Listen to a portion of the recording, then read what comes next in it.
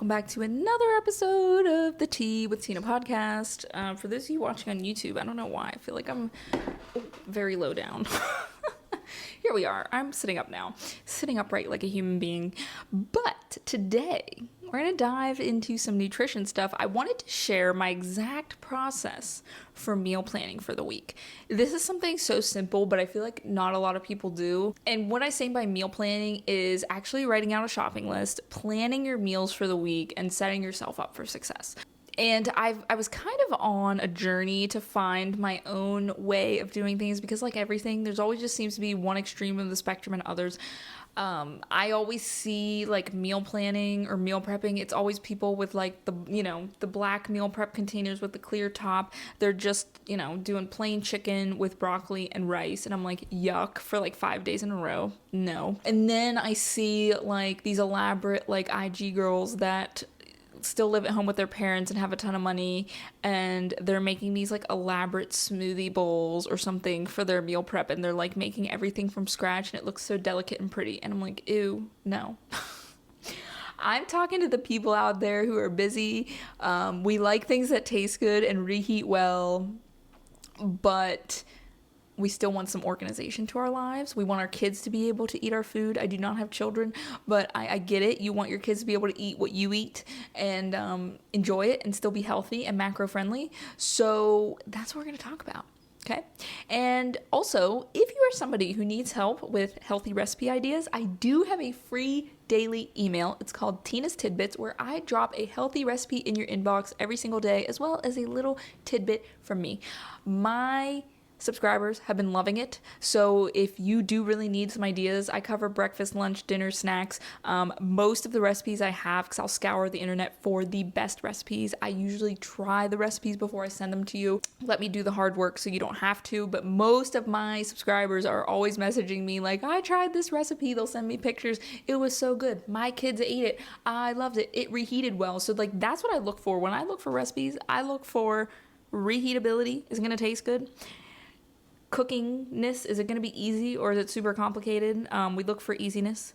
And then is it able, this kind of goes with the reheatability, but can we make a bulk amount of it? Like, can we throw it in the crock pot? Can we just bake it in a sheet pan? Like, is it going to be easy and made in bulk and taste good when we reheat it? I look for all those things and good macros.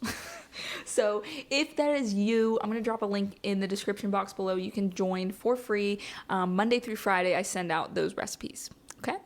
So let's get into the process. So first off, all I start with is a note card, 3x5 note card. Okay?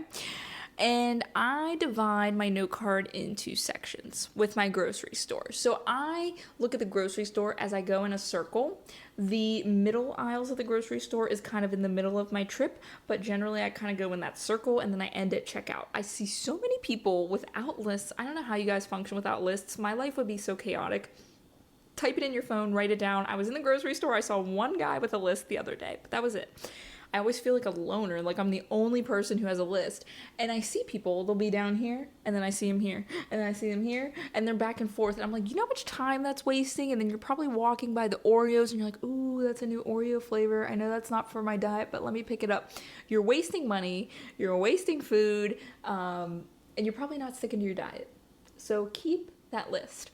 So the way my grocery store works, I lay it out by produce, because when I walk in, on my right, there is the produce section. So I put produce in there. Then my pantry stuff is next, which is usually all the middle aisle stuff. Okay. Then I go to meat, because the meat section's next.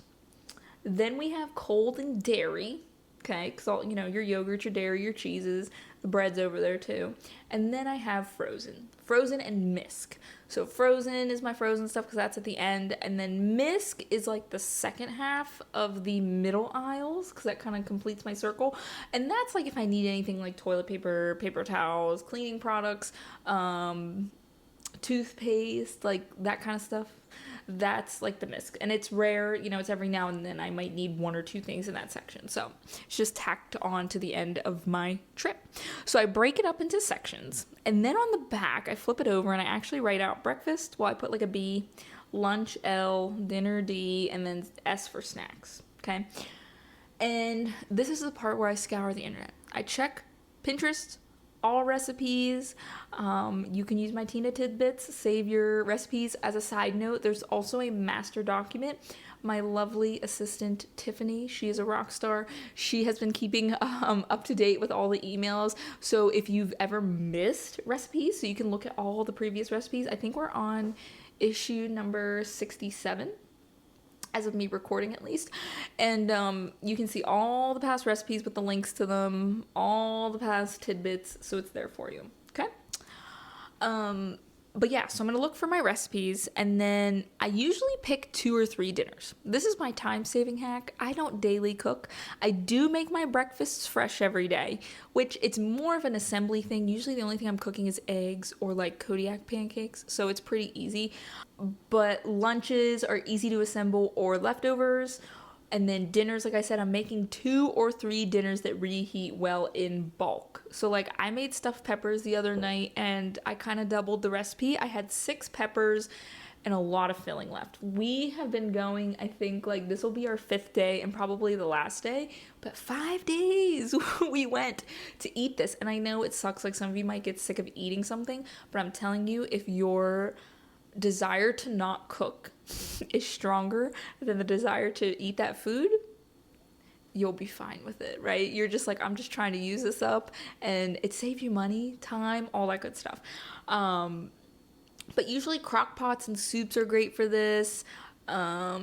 You know, making a big batch of like chicken that tastes good with, you know, mashed potatoes. I'm actually doing that as a dinner later this week. I'm doing chicken with pesto and some mozz, some tomatoes and green beans. I'm just going to throw it in the oven. I'm making homemade mashed potatoes with chicken gravy.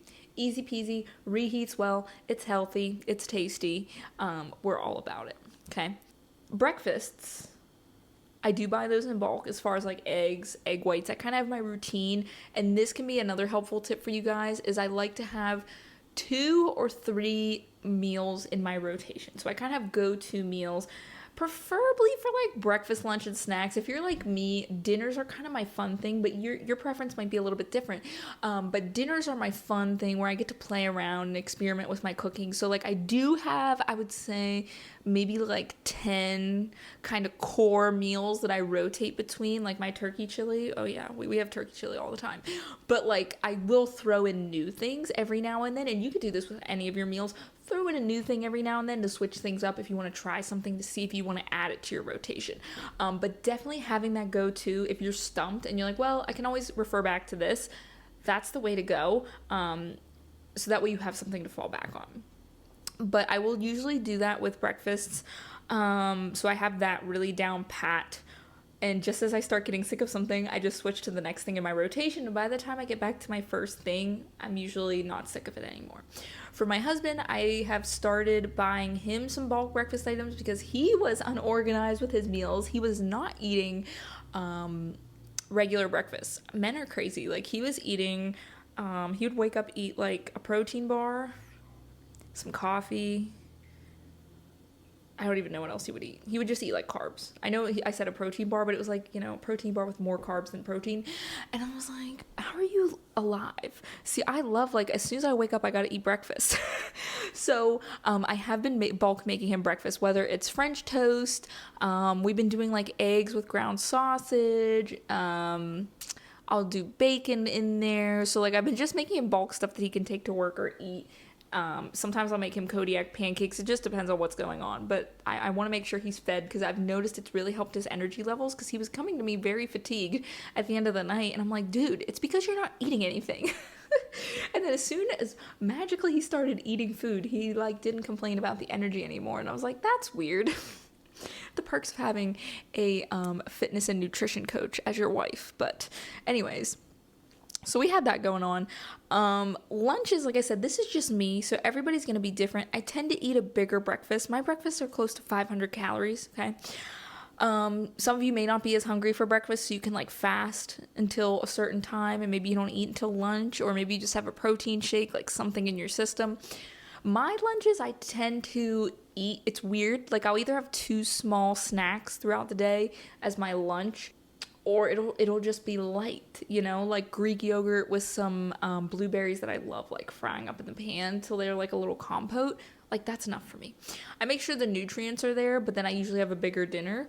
That's the big struggle with me. And the reason that I have the lunches smaller is usually because in the middle of my day, that's when I'm go, and I'm usually driving somewhere, training a client, going here, going there, running back and forth.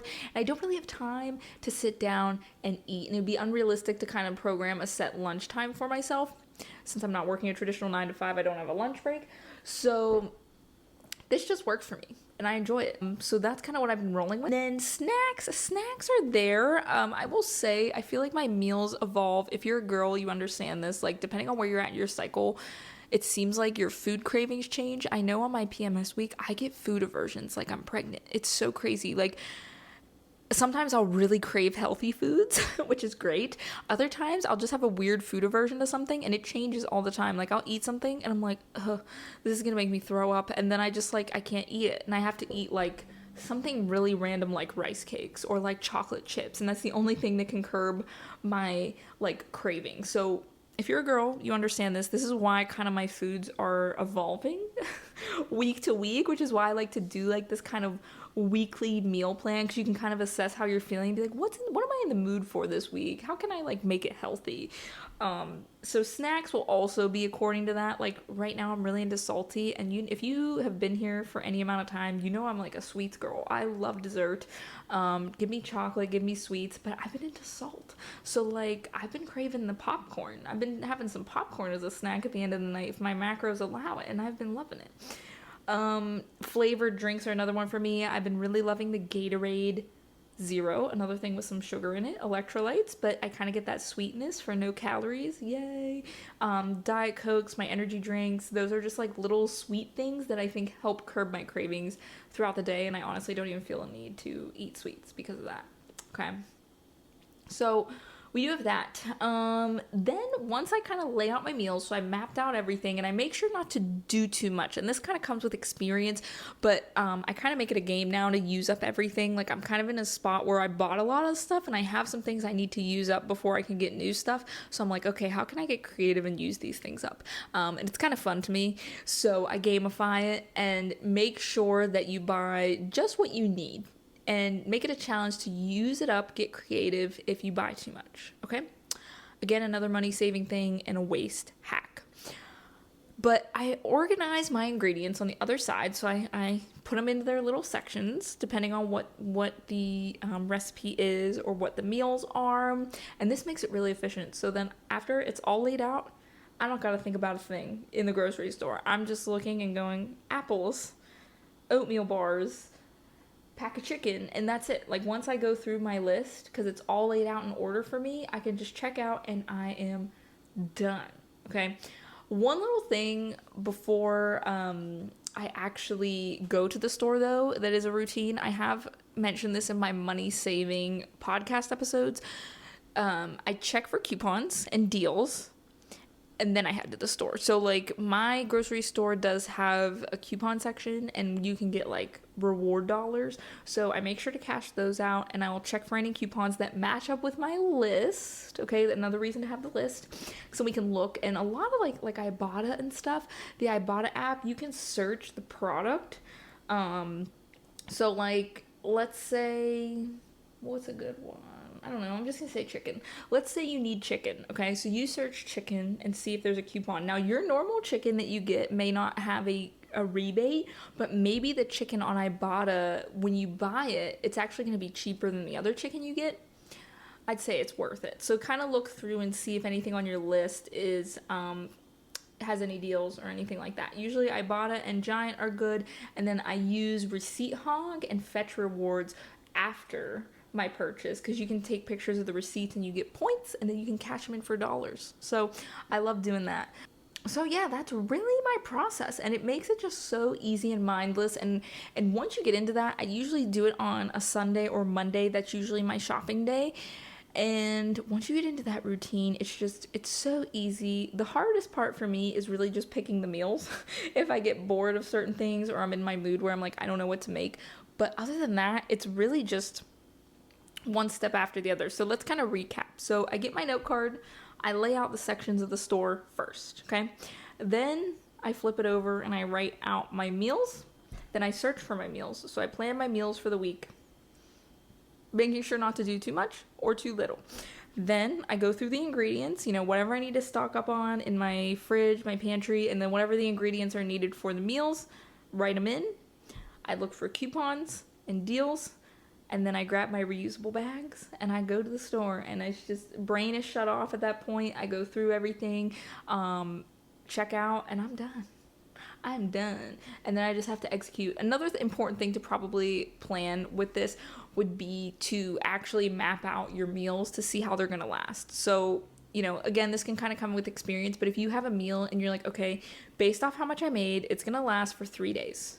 So this is going to carry me to Wednesday. Then Thursday, I'm going to have to make meal 2. Okay, and that's going to carry me till Friday. So then Saturday, I have to make meal 3. So definitely think about that as well. Or like, oh, I'm making bulk breakfast for the week, so when I get home, I got to make sure that I batch make it. So little things like that as well, putting it into your calendar, actually organizing it so you utilize everything, I think is important. Okay, so I hope that you found this helpful. On my YouTube peeps, if you meal plan, I want you to drop one of your favorite meal planning tips down below, or maybe one of your favorite meal planning meals, if you have a different process than me. If not, let me know if you found this helpful. If you were not a meal prepper, I'd love to chat with you in the comments. All right? But until next time, guys, thanks for tuning in, and we'll chat soon. Bye.